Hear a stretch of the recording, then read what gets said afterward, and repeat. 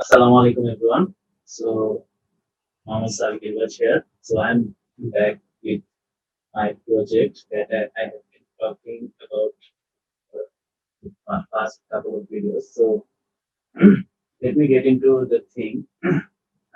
First, let me show what it does. Then I will actually break the things down one by one. So let's just see this anime versus animation versus CGI classifier.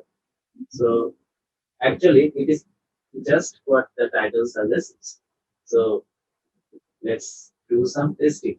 Uh, I trained the model on 15th March, I guess. I mean the main model, and now it's like 5th April. So I will be using some recent images which I downloaded from Google, and uh, I'll show that those images actually classify well, and that's actually good because my model is generalized. So let's show something.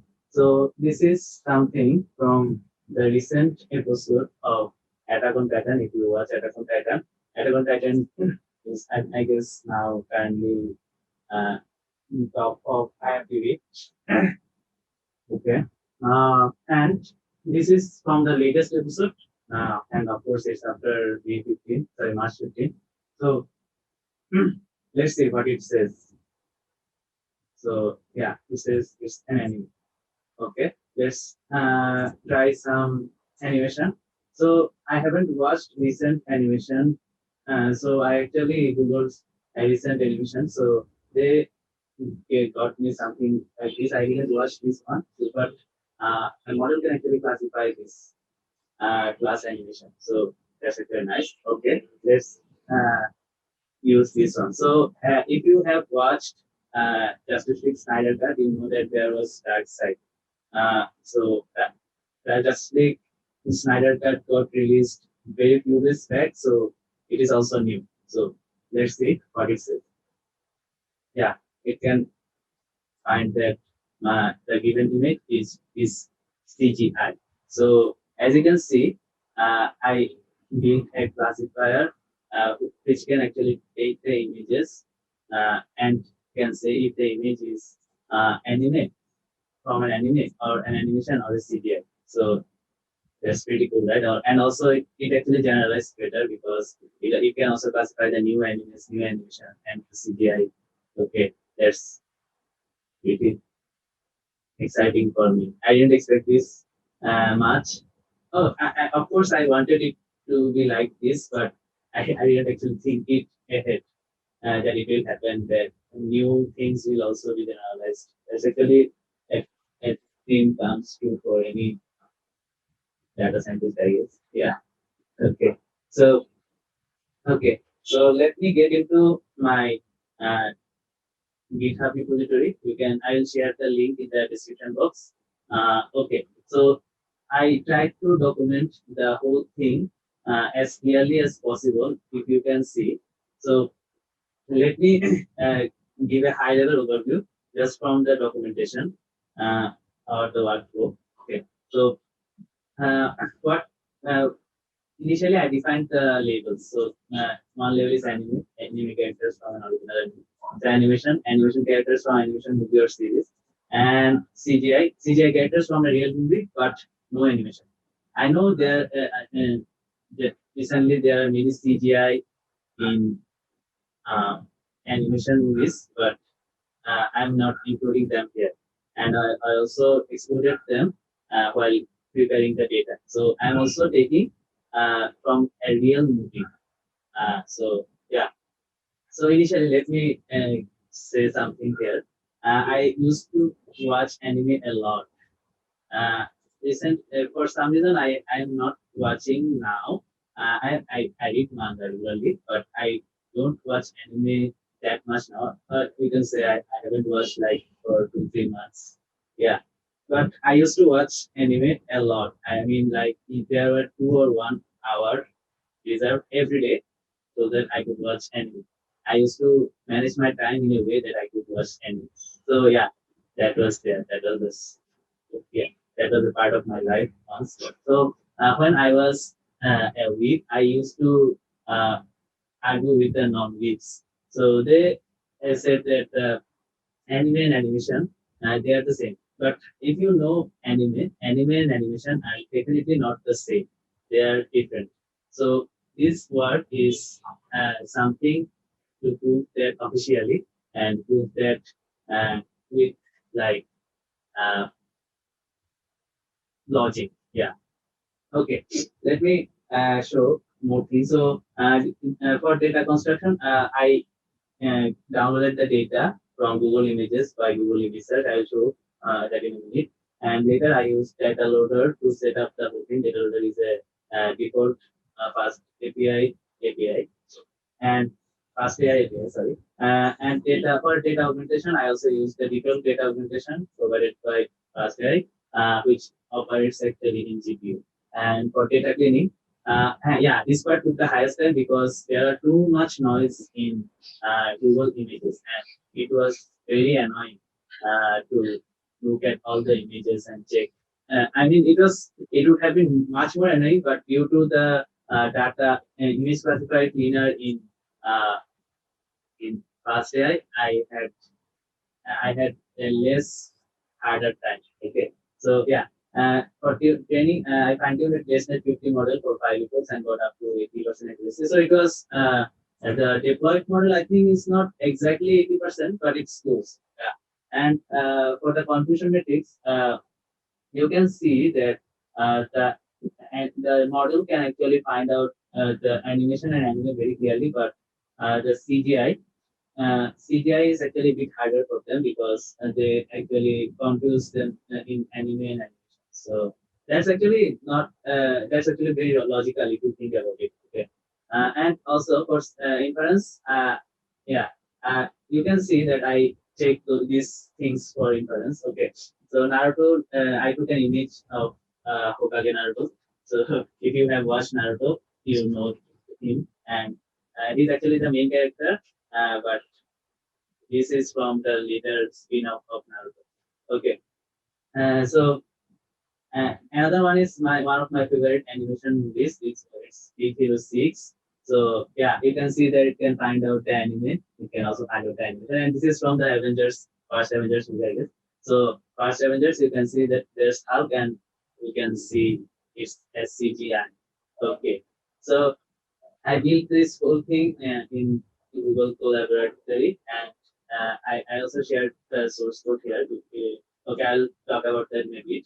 Okay, and yeah, for the web development part, I actually built a very basic web app, and you can actually clone and run the whole thing from scratch. From here, you can build from the sources. Yeah, and okay, let me show more thing. Okay, so yeah, this is what I have shown you earlier. So this is another of my favorite anime, Hunter x Hunter. Okay, so some people call it Hunter x Hunter. Okay, let's not talk about it now. So yeah, you can see it here, and okay, you can actually get a clear clear instruction from just here. Uh, but you can also see my first part of the video where I showed how my web app works. Okay. And for the deployment part, I tried to do it with Heroku, but my whole thing was like nearly 1 GB. Heroku doesn't approve more than 500 MB per day, so I couldn't actually deploy the model. By during deployment, I noticed something is that uh, the Heroku current version and the NumPy, Pandas, and SciPy library versions doesn't match. So I actually bounced back to some of the previous versions to deploy to Heroku. If I can show you, yeah, like that Pandas version thing. So I changed like 1.2.3 to 1.2.0, then it started deploying. But ultimately, it said that everything is all right, but we can't take more than 500 MB. So that was a very problem. But if you have a small model, then you can just change the library versions and get on your way. Okay, and so I built the web app using Flask. So I'll highly recommend this Flask tutorial. I actually had uh, a very easy time with this because this one was very clear and very concise and very basic for me. Uh, I had to do more difficult class things in my work, but for this app, you can actually just watch it and understand it. They say it very clearly. Uh, and if you don't understand anything, you can just comment in the uh, comment box. Yeah, comment section. Okay. So yeah, yeah. Let me. I think I gave a brief high level overview. Let me get into the pieces. Yeah. So initially, how did I download the data? So here you can see that. Yeah, this is one command. I don't actually and I don't actually understand what is this because yeah, this is written in JavaScript. So what you need to do is let me show. You can see that I searched in Google Images and I found a lot of animations. So what I did is you can just do it, Control Shift I, or you can space inspect, then go to console and put it here. Okay. So whenever you put this here, yeah, then it will download the download all the images, all the image links in that particular file that I downloaded. So you can just rename it and put .txt later, and it will just create a URL file, URL list of all the images here. Okay, so yeah, I think you got that. And after that, I fix the things just like it was described in the past video. Yeah, I organized all the things like this. Here you can see data and also, yeah, okay. Then there are some other things that if the images are actually there are not some of the things are there.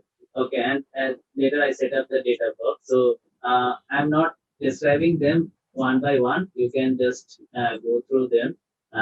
All the things are actually perfect, documented. If you don't understand anything, you can just comment in the comment box. So I use the fast AI data box. So they actually uh, organize the whole thing in a very clear way. So that's there, yeah. And after that, I